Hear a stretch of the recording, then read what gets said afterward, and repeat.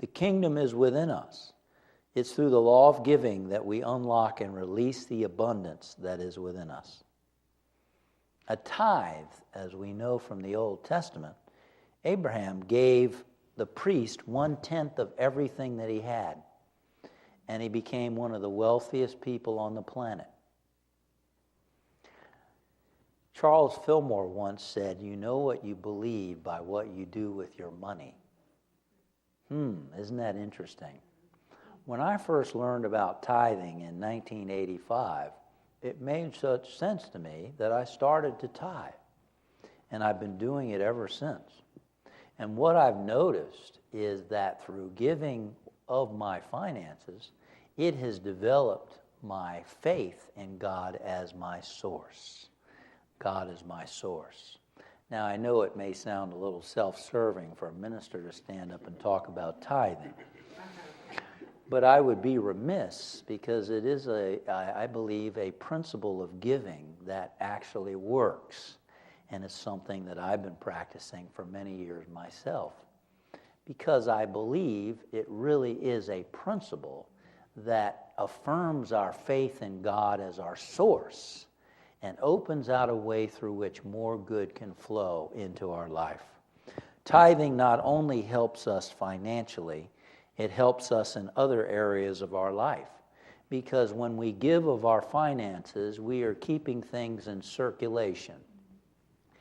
And what we do in one area of our life affects all the other areas of our life.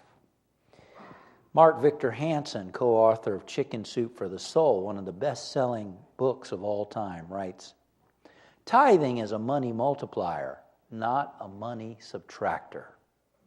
It expands, multiplies, and adds value to all that you do. When you begin to live this law, you'll lay claim to a multiplied harvest of 30-fold, 60-fold, or 100-fold. Now, that may come in money. It may come in other opportunities. I've seen so many things happen in my life and the lives of others that were gifts that just unfolded. It was like, wow, what opportunities, what abundance that comes forth. And I believe tithing is one of the ways we get in tune with that law of abundance.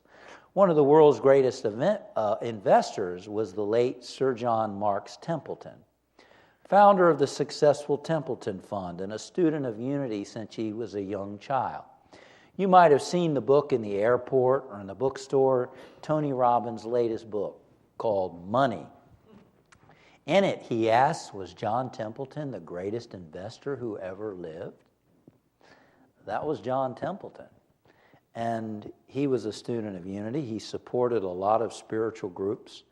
And he said, tithing always gives the greatest return on your investment. Wow, something to think about. Now, even though a tithe is 1/10 of one's gross income, we all need to work with where we are, I think. So a tithe may be too much to bite off from the beginning. So one can work their way up. You can start at 1%, 2%, 3%, and work your way up. The key is to do something and to do it consistently, systematically.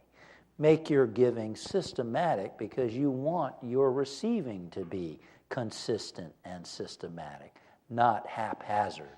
You want to be in a continual flow of giving and receiving. There are many people who want prosperity, but they've missed the part of giving. That is the key to prosperity.